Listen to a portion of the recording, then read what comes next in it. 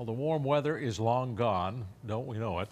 But some of the creatures associated with the warm weather have been braving this cold. Ticks are still showing up on pets and humans, including on one man who just found hundreds on himself and his clothing. CTV's Jonathan McGinnis looks at why the ticks are sticking around.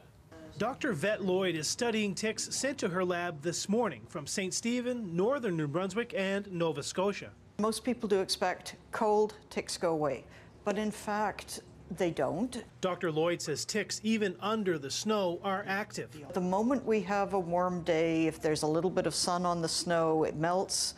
The ticks are there, and they're hungry, and they're ready to go. All you need to do, or your dog needs to do, is walk by there. You can get a tick. Or you could find yourself in a nightmare scenario like one hunter did recently. He described having hundreds of ticks on him. He scraped a few off his clothes, and sure enough, they are ticks. They're the little baby ticks, and he had just walked through a nest. And I think you can see exactly how tiny these are. Dr. Lloyd's research shows ticks found this time of year tend to be better fed because people don't check themselves or their pets as often as they do in the summer. And that's a problem because it takes the tick a certain amount of time to pass on the disease. So if it's fed for several days on you, a much higher chance of getting a disease from it.